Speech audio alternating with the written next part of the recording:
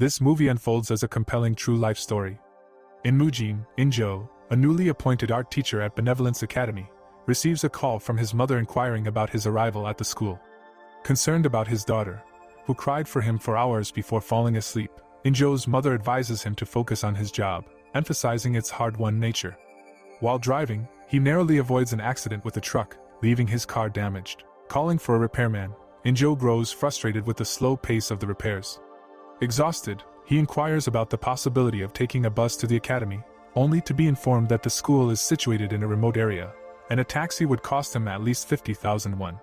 Undeterred, Injo prepares to leave in his unrepaired car when he inadvertently hits another vehicle. The irate lady in the other car initially confronts him but later apologizes for her reaction, offering him a ride. During the drive, Injo shares that he will be teaching at the academy, surprising his companion. She drops him off at the Benevolence Academy, a school for hearing-impaired children in Mujin, North Jeolla Province. Upon entering, Injo attempts to greet two girls using sign language, but they ignore him and walk away. He proceeds to the headmaster's office, where a portrait painted by his professor catches his attention. The headmaster reveals that he attended the same school as Injo's professor. As Injo is introduced as the new art tutor, the administrative head enters the scene, casting a cold gaze at him before instructing him to follow. Outside the headmaster's office, the administrative head shamelessly requests a bribe, asserting that the teacher's position doesn't come without a cost. Later that night, Injo calls his mother to inform her about the demand for money. She is shocked to hear that they are asking for 50 million won, even considering it a discounted rate since he was recommended by his professor. In his first day of class, Injo encounters a chilly reception from his students, despite an overall successful session. One student, Min Soo, arrives late with visible bruises on his face. Concerned, Injo reports the incident to another teacher, who reveals that Min Soo is struggling with depression after losing his brother in a train accident. Injo expresses his observations that all the students seem distant, and the teacher explains that their disabilities make them feel incomplete. Still at work, Injo delves into Min Soo's student profile, discovering that his father is mentally challenged, and his mother's whereabouts are unknown. He also investigates Jin Yuri, a student with intellectual disabilities. Going through the profiles of each student, Injo gains a deeper understanding of their challenges. After work, Injo decides to go home but calls his mother to check on his sick daughter. His mother reveals she has gathered the money he requested. Suddenly, he hears a child's cry and rushes to track the source. The cry emanates from the girl's bathroom, and as he attempts to check on the situation, a security guard intervenes. The guard explains that the children often make strange sounds due to boredom and yell louder because they are deaf. The next day, the headmaster and an officer engage in a discussion about the children, making insensitive remarks about their inability to hear. In-ho enters with his development funds payment, and the officer suggests going for a drink. The scene then shifts to Mr. Baker, a teacher, physically abusing Min Soo for staring at him. In-ho intervenes, trying to stop the abuse, and learns that Min Soo had secretly left the dormitory at night with two girls. Mr. Baker is subsequently summoned by the headmaster, who advises Min Soo to open up to In-jo more. In-ho, not knowing what to do, watches as the kid leaves. After work, before getting in his vehicle, In-ho sees Jin Yuri sitting at the edge of the window. He tries telling her to leave but fails, so he runs back in to get her away from the window.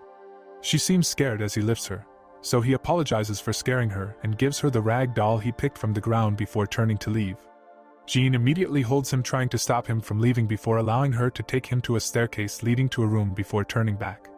In-jo goes into the room where he finds a lady trying to drown one of the female students in a washing machine. He stops her. She tells him she's disciplining her students as she's the dormitory superintendent, Yoon Ja-ae, and warns that he shouldn't intervene.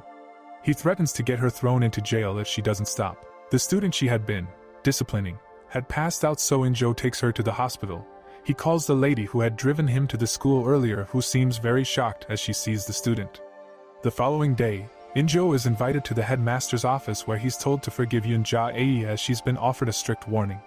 In-jo tells them the student been admitted to the hospital, but she'd be discharged the following day. The headmaster and admin head then take it upon themselves to handle the discharge process. In class, In-jo's students seem less interested in their tasks. He goes to meet Yuri to tell her that Yeon-do couldn't make it to class as she wasn't feeling well. He tries to cheer her up and suggests they draw each other. She refuses, telling him she has bruises and scars. He assures her that it isn't a problem and promises to draw her beautifully. He draws her, and she seems very happy with her portrait. After work, he's told Yeon-do was almost raped by the headmaster. He doesn't believe it until he's shown proof. A paper containing what Yun-do had written. It shows that Yeoman-do wasn't the only one who was violated. There were few perpetrators, including Mr. Bak, who had even sexually abused boys. In-jo decides to file a police report, but he's told that the cops had sent the children who reported the case back to school, and then the kids got beaten as revenge. The lady who had beaten up Yun-do is the adopted daughter of the founder of the academy, and she and the headmaster are lovers. When she cut Yun-do's hair, she threatened that if she flirts with the headmaster, she's dead. At that moment, Yun-ja-ae, the admin head, and the headmaster walk into the hospital when Yun-do is admitted, asking for her. They're given access into the ward before In-jo could get to them. When In-jo enters the ward, he finds it empty initially but later discovers Yun-do hiding in a wardrobe, where she had been beaten again. In-jo heads over to the Mujin Human Rights Center, where Seo Eugene, the lady who had helped him earlier, works. Together, they interview Yun-do, who courageously shares everything she has faced at the academy. Yun-do reveals that the headmaster had taken her to his office and attempted to rape her. Out of fear, she ran out into the bathroom, and he followed her, attacking her. That was when In-ju had heard the noise earlier from the ladies' bathroom. Yuri is also called in, but instead of speaking, she breaks into tears. Yun-do recounts how she had witnessed her friend getting molested and had been threatened by the headmaster if she told anyone about what she had seen. Not long after, his mother comes to visit with his child. She cooks for the headmaster, telling her son she wants him to get in the headmaster's good books. In-jo tries to protest but doesn't want to tell her what he's found out. His mother blames him for not being too serious with his life. He doesn't stop working with Seo Eugene to punish the people who had sexually abused the students. Seo Eugene tries to submit proof of the sexual assaults going on in the school, but no one is taking her serious as the school is reputable. She finally decides to go to the prosecutor herself. She gets a call that Seoul TV station wants to cover the case. Back in the academy, Mr. Bak is seen beating up Min-soo as he asks for Yun-do and Yuri's location in front of the headmaster. In-ju just stands in the front of the office as he hears everything happening. Mr. Bak is told to leave the headmaster's office to somewhere else quieter. As he's about to leave, he sees In-ho waiting outside but ignores him as he leaves with the child. In-ho runs after Mr. Bak and hits a flower pot on his head before taking the kid to the Mujin Human Rights Center. Before the kid talks, he asks In-ho to promise to punish the evildoers. He tells them about his younger brother who was also abused by Mr. Bak. He tells them Mr. Bak had taken he and his brother to his house where he had abused them both physically and sexually. This gets aired all over Seoul and everyone starts getting very interested in the case. Not long after, Mr. Bak gets arrested. He tries to protest, saying he's a devoted Christian and an elder in his church. The headmaster and other teachers get arrested too. They're arrested by someone who they give gifts to all the time. He tells them he has to. As the case has caused a lot of commotion, he tells them to find a lawyer who started as a judge and warns them to act well behaved. The Christian society also begin protesting for Mr. Bak's release. In court, Mr. Bak and the headmaster act as humble as possible as they deny all the allegations made against them. He explains to them that he had pitied the deaf and mute, having used all his life savings to build an institution for them.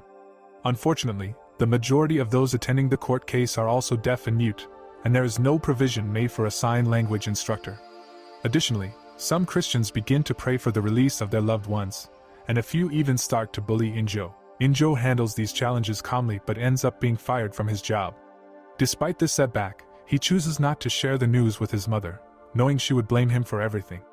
As the court case continues, everything said seems to be against In-jo and his cause. Min-soo, Yun-do and Yuri were taken in by In-jo and Seo Eugene. One day, at the beach, Yun-do tells In-jo how she'd once come to the beach with her father, then she could still hear the sounds of the waves but now it's very silent.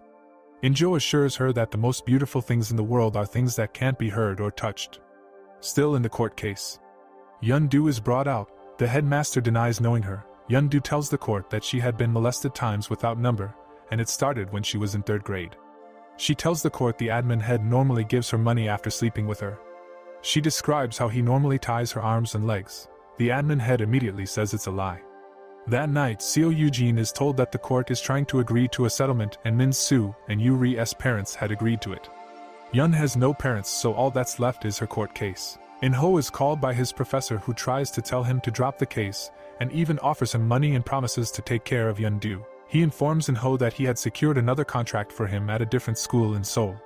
In-jo refuses, and he's told to think about his daughter before making any decision. Outside, In-ho channels his frustration onto his car, releasing the built-up tension. With the settlement now over, he takes care of Yun-do. While doing so, In-ho's mother finds him and starts ranting about him lying about being busy in school. He chooses to ignore her and walks away with Yun.